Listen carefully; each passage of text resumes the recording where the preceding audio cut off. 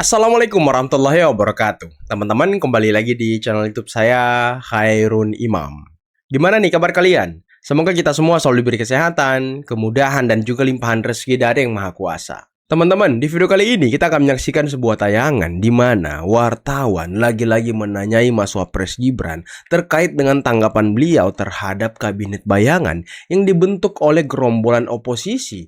Dan kalau kata pendukung pemerintah, gerombolan ini adalah antek-antek asing. Waduh, kira-kira tanggapan Mas Wapres gimana ya? Nanti kita simak videonya. Karena selain itu, kita juga akan membahas mengenai salah satu survei yang tidak kalah mengejutkannya, dan ini dari SMRC yang notabene yang punya ini termasuk pembenci pemerintah, pembenci Pak Jokowi, pembenci Gibran juga teman-teman. Tapi hasilnya mengejutkan. Kita lihat datanya ya. Konstelasi politik menuju pemilu 2029 mulai memanas, khususnya di wilayah Jawa Tengah yang selama ini menjadi basis pertahanan utama PDI Perjuangan. Di tengah ambisi PSI yang bertekad meruntuhkan dominasi kandang banteng menjadi kandang gajah, temuan data elektoral menunjukkan adanya potensi penggerusan suara basis PDIP dari dalam. Berdasarkan data riset dari SMRC yang terbaru, figur Gibran Rakabuming Raka terbukti memiliki daya pikat ekstrateritorial yang signifikan. Dalam analisis lintas sektoral, pemilih partai sebesar 28% pemilih PDIP menunjukkan pilihannya kepada Gibran. Wow, angka ini menjadikan Gibran sebagai figur dengan porsi dukungan tertinggi di ceruk pemilih partai berlambang banteng moncong putih tersebut. Nah, dari data ini kita mungkin bisa sedikit menyimpulkan bahwa memang sosok Gibran ini menjadi ancaman bagi Banteng di pemilu 2029 nanti. Pantas saja akhir-akhir ini Banteng melalui jubirnya, kader-kadernya itu sangat getol, sangat aktif menyerang Pak Jokowi serta keluarganya, utamanya terkait dengan safari politik yang dilakukan oleh Pak Jokowi. Nah, terakhir kita akan menyaksikan bagaimana Prof Mahfud MD ikut membungkam omon-omon dan juga mungkin serangan-serangan politik yang dilakukan oleh Banteng terhadap Pak Jokowi. Nah, sebelum kita mulai, jangan lupa like, subscribe, dan share. Dan tanpa perlu berlama-lama lagi, mari kita mulai videonya berikut ini. Wakil Presiden Gibran Rakabuming Raka mengaku menghormati kritik dan pengawasan yang diberikan masyarakat terhadap pemerintah, termasuk adanya kelompok yang membentuk kabinet bayangan. Menurut Gibran, dalam negara demokrasi setiap warga negara memiliki hak untuk menyampaikan pendapat, kritik, dan masukan kepada pemerintah. Gibran pada Rabu 29 Juli menanggapi positif selama kritik disampaikan secara objektif, didukung data, dan bertujuan memberikan solusi. Sebab pemerintah akan menjadikan hal itu sebagai bahan evaluasi. Ia menegaskan tugas pemerintah adalah terus bekerja lebih baik hingga memastikan setiap kebijakan memberikan manfaat bagi rakyat. Ia berharap keterbukaan terhadap kritik dan pengawasan publik dapat meningkatkan kualitas pemerintahan. Sebagai informasi, kabinet bayangan ini hadir sebagai bentuk pengawasan terhadap jalannya pemerintahan. Dilaporkan kelompok ini bukan kabinet tandingan pemerintah, melainkan kelompok ini hadir untuk mengawasi kebijakan pemerintah, sekaligus menyusun usulan kebijakan alternatif yang didasarkan pada data, bukti, dan tidak berpihak kepada kepentingan politik tertentu. Tidak berpihak pada kepentingan politik tertentu. Kayaknya ini agak-agak meragukan deh. Apakah kabinet bayangan ini benar-benar tidak terafiliasi dengan kepentingan politik tertentu, teman-teman? Coba kalian jawab di bawah ya, di kolom komentar. Tapi di sisi lain, tanggapan dari Mas Wapres Gibran terhadap adanya kabinet bayangan ini itu sangat luar biasa, teman-teman. Beliau santai dan beliau mengajarkan kepada kita, para anak-anak muda, bagaimana cara berpolitik dengan dewasa, bagaimana cara berdemokrasi dengan dewasa. Beliau tidak overreacting, beliau tidak langsung melarang kabinet bayangan ini, tapi beliau menganggap bahwa masukan-masukan mereka, kritik-kritik mereka itu bisa menjadi evaluasi bagi kinerja pemerintah. Ini kan luar biasa Mas Wapres nih, tidak menutup ruang-ruang demokrasi, teman-teman. Waduh, salut. Salut, inilah panutan pemimpin muda. Dan lagi-lagi untuk yang kesekian kalinya saya mau mengatakan bahwa pasangan Prabowo Gibran ini adalah pasangan yang sudah komplit, yang sudah klop, yang sudah harmonis, saling mengisi, saling membantu satu sama lain. Jadi sepertinya ya, utamanya melihat dari survei tadi ya, Pak Prabowo sepertinya tidak punya pilihan lain untuk memenangkan Pilpres 2029 nanti. kalau beliau masih maju. Ya, Gibran adalah harga mati, ya nggak sih? Coba kalian komen di bawah ya. Dan ya, kalau kita ngomong mengenai kabinet bayangan, ya kalau namanya kabinet itu kan harus ada presidennya. Kira-kira presidennya siapa ya? Presiden kabinet bayangan ini. Dan kira-kira bohir mereka siapa ya? Nah, ini dua pertanyaan yang sangat-sangat sensitif, teman-teman.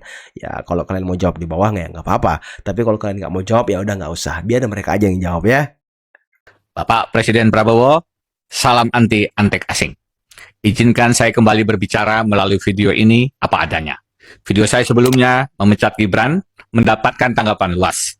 Ada yang setuju, ada yang gusar, ada pula yang buru-buru nyinyir mencibir. Begitulah politik. Yang tersinggung sering lebih cepat bereaksi daripada yang sempat merenung. Karena itu, saya berutang penjelasan. Mengapa Gibran perlu dipecat dan bagaimana pemecatan itu dilakukan? Pertama, mengapa Gibran wajib dipecat? Jawabannya mudah. Jangankan dipecat dari jabatan wakil presiden. Menurut pandangan saya, sejak awal Gibran tidak layak menjadi calon wakil presiden. Saya berpendapat, pemilu kita sudah dimanipulasi. Demokrasi, dolat rakyat, dibajak duitokrasi, dolat uang. Stefan Levitsky dan Daniel Ziblatt dalam How Democracies Die mengingatkan bahwa demokrasi sering tidak roboh oleh satu tsunami besar. Ia terkikis perlahan ketika para penjaga gerbang politik berhenti menjaga. Lalu pembengkokan aturan diterima sebagai kelaziman. Demokrasi tidak selalu dibunuh dengan tank. Kadang-kadang ia dibius dengan uang, dibedah operasi manipulasi putusan, lalu dimakamkan melalui pemilu yang pura-pura. Sedari awal, Gibran telah memanfaatkan cawe-cawe sang paman Usman dan ayah Jokowi untuk menjadi kontestan pemilu dan untuk menang. Putusan MK nomor 90, putusan dari paman Usman untuk ponakan Gibran adalah cawe-cawe nyata paling merusak dalam sejarah kepemiluan Indonesia.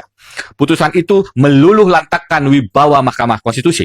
Maka memberhentikan Gibran sebagai wakil presiden bukan hanya perlu, tetapi wajib.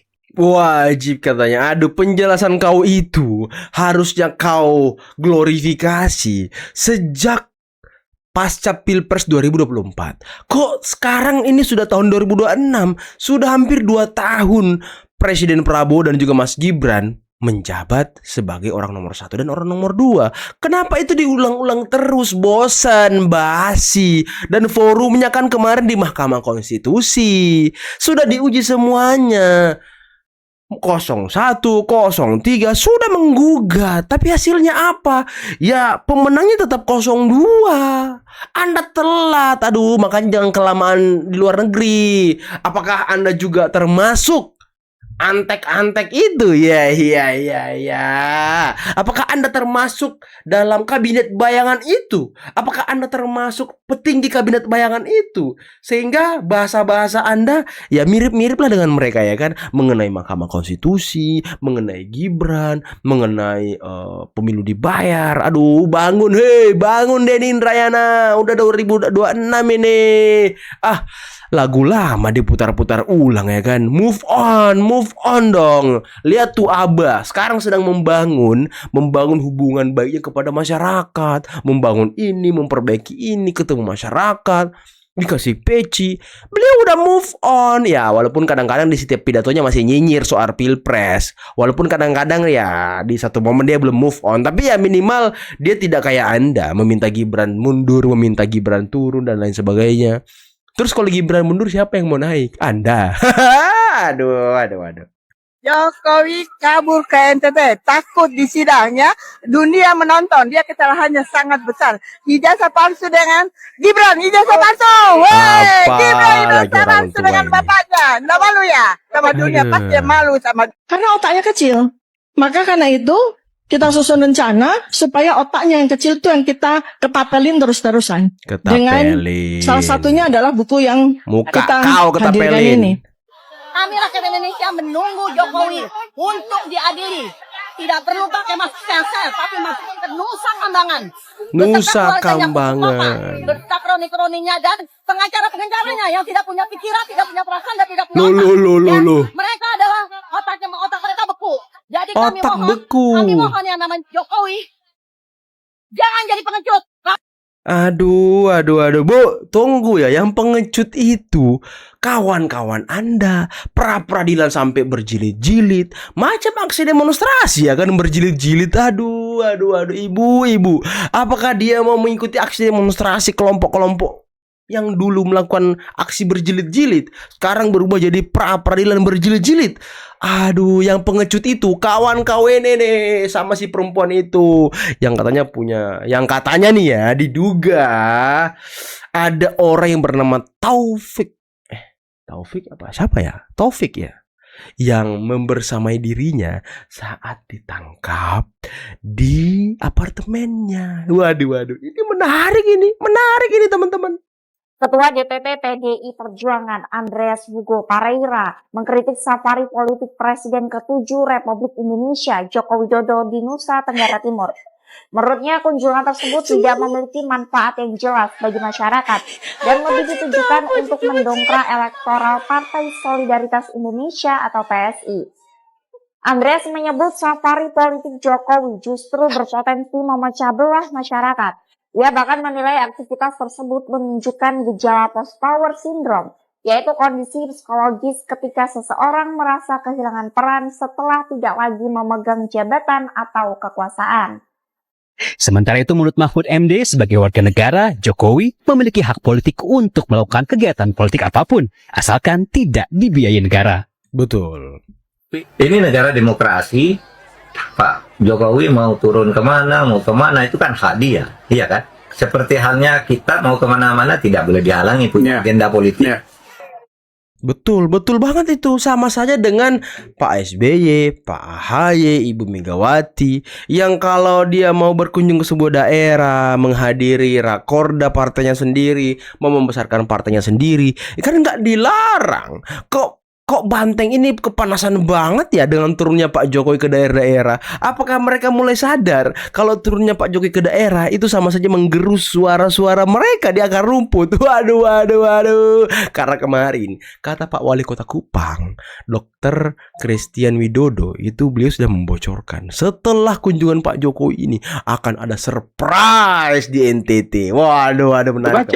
Hakim sendiri pun sudah menilai bahwa ini adalah upaya untuk menghindari pokok perkara, dan ini merupakan kalau peradilan ini memang melanggar aturan, harusnya ditolak di pengadilan. Nggak bisa begitu Bang Yasona, karena kan mereka kan menerima, tapi kan kita bisa lihat faktanya kan ditolak. Kecuali Bang Yasona bilang tadi kami diterima dan ditolak, Pak. Tapi buktinya kami kan tidak ditolak, Pak, diterima. Iya, setuju. Tapi kalau nanti terus ditolak kan kelihatan kan. Pertanyaannya tadi kepada saya adalah apakah ini cerdik? Saya bilang tidak.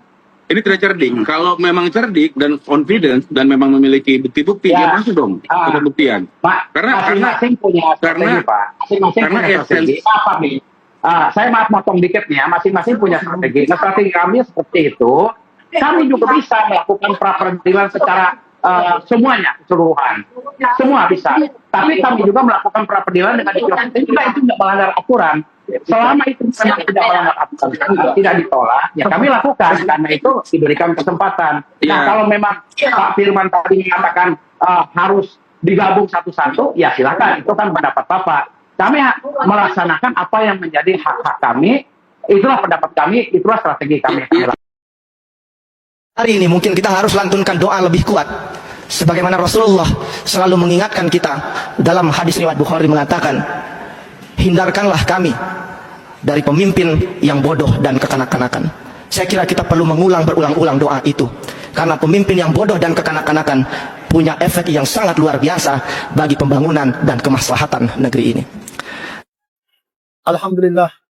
Alhamdulillahilladzi nahmaduhu wa nasta'inuhu wa nastaghfiruh wa na'udzu billahi min shururi anfusina wa min sayyiati a'malina. May yahdihillahu wa man yudlil fala hadiya lahu. Asyhadu an la ilaha illallah wa asyhadu anna Muhammadan abduhu wa rasuluh. Amma ba'd. Fa ibadallah. Qala ta'ala fil kitabihil karim, ya ayyuhalladzina amanu atii'u Allah wa atii'u rasul wa atii'u ulil amri ila minkum. Wa qala Rasulullah sallallahu alaihi wasallam, khairin nas anfa'uhum linnas. Di sini saya ingin mengajak kepada teman-teman semua. Mari bersama-sama kita banyak berdoa. Kita lebih banyak lagi berdoa kepada Allah Subhanahu wa taala. Dari mereka orang-orang yang menzalimi negaranya, dari orang-orang yang ingin menzolimi pemimpinnya, dari orang-orang yang menzolimi dirinya sendiri dengan narasinya sendiri, yang mendalilkan ayat-ayat agama untuk mencaci maki, untuk merendahkan pemimpinnya sendiri. Sedangkan kita ketahui bersama bahwa Rasulullah mengatakan dalam hadis Bukhari, Muslim, apabila kau mentaatiku, maka taatilah pemimpin di sekelilingmu. Apabila kau sudah taat kepada pemimpinmu, maka kau sudah taat kepadaku. Itu kata Rasulullah. Maka setelah itu berbuat baiklah kepada sesama manusia, dengan tidak mencela, dengan tidak memfitnah, apalagi pemimpinmu. Sebagaimana Rasulullah mengatakan, khairin nas anfa'uhum linnas. Sebaik-baiknya manusia adalah mereka yang memberikan manfaat kepada manusia lainnya. Memberi manfaat. Artinya apa? Kita mampu memberikan edukasi yang baik kepada seluruh manusia. Agar apa? Agar mereka mampu mengetahui mana yang baik dan mana yang buruk. Tapi tidak kita mendalilkan ayat-ayat agama. Tidak membawa agama dalam politik-politik yang menjadi identitas kita. Di sini sangat disayangkan. Karena apa? Sudah terlihat jelas dari apa yang Allah firmankan. Ya ayyuhalladzina amanu atiu Allah wa atiu Rasul wa atiu ulil amri minkum. Hai orang-orang yang beriman. Kalau kau orang-orang yang beriman, tidak mungkin kau mempelesetkan pemimpinmu. Karena sudah terlihat jelas dari firman itu. Orang-orang yang beriman, taatlah engkau kepada Allah. Dan taatlah engkau kepada Rasulmu. Dan taatlah engkau kepada pemimpin di sekelilingmu. Atau di antara kalian. Dengar tuh Tifa, Roy, dengar tuh. Harus ketahui. Di sini Kabinet kita bayangan. harus bersama. Apa yang mereka fitnahkan kepada pemimpin kita saat ini? Apa yang harus mereka caci kepada pemimpin kita saat ini? Sedangkan apa kita ketahui bersama? Bahwa pemimpin kita saat ini sudah mensejahterakan rakyatnya. Berkaitan dengan apa yang telah dilakukan oleh pemerintah. Pemerintah memberikan makan kepada orang-orang yang tidak mampu. Dari anak-anak sekolah. Dari anak-anak yang kurang gizi. Dari ibu hamil. Pemerintah memberikan harga yang begitu bagus kepada para petani. Betul. Pemerintah menjaga nelayan agar nelayan-nelayan menjadi makmur dan sentosa. Dibangunnya sekolah rakyat untuk membangun mental ideologi daripada setiap kita generasi muda agar IQ mereka menjadi lebih bagus. Pemerintah sudah berusaha agar apa? Agar bisa merenovasi setiap sekolah. Pemerintah membangun suatu swadaya yang bermanfaat untuk negara kita. Berkaitan dengan apa? Berkaitan dengan sumber daya alam yang kita miliki. Agar apa? Agar kita menjadi negara yang swasembada pangan, swasembada beras, swasembada energi. Dan itu sudah dijalankan oleh pemerintah. Dan apa yang menjadi kekurangan pemimpin? Itu yang menjadi wadah kita bersama. Agar apa? Agar kita mampu memberi solusi kepada pemimpin kita. Tapi tidak kita menarasikan dengan hal-hal yang buruk.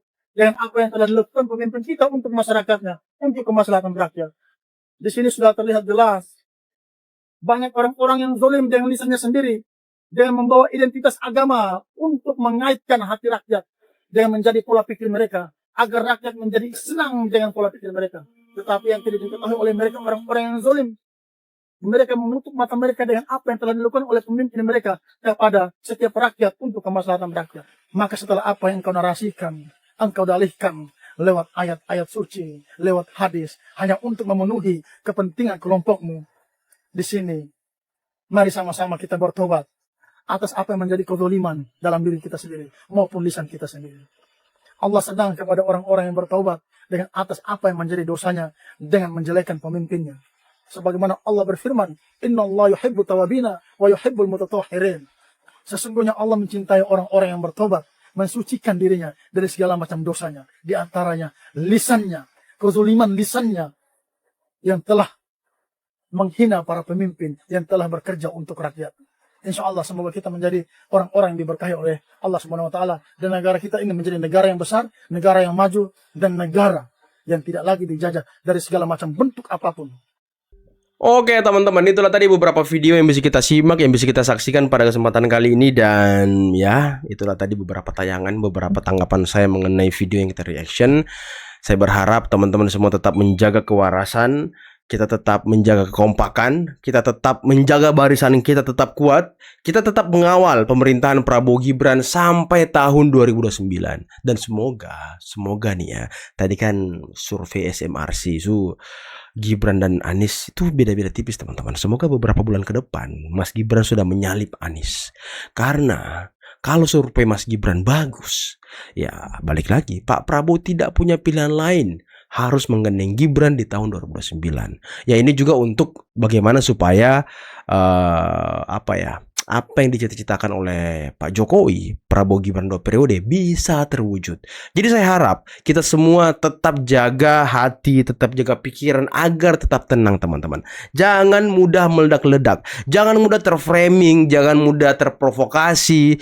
Ya kita tetap enjoy aja. Urusan politik tingkat atas, urusan politik elit, biarkanlah itu menjadi urusan elit. Tugas kita bagaimana kemudian membuat nama Gibran, nama Pak Jokowi tetap mengudara, tetap dicintai masyarakat. Itu tugas kita. Kita nggak usah terlalu berpikir mengenai bagaimana tempat duduk Gibran, bagaimana posisi Gibran di kabinet. Nggak perlu. Biarkan itu urusan elit teman-teman.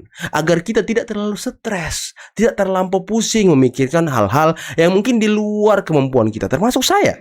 Makanya saya tidak pernah mau membahas hal-hal yang mungkin yang berat-berat karena pusing teman-teman, asli pusing. Oke lah, semoga hari kalian menyenangkan, semoga kalian sehat, dan semoga kalian tetap diberikan rezeki yang berlimpah oleh Yang Maha Kuasa. Akhir kata, billahi taufiq wal hidayah. Assalamualaikum warahmatullahi wabarakatuh. Bye-bye.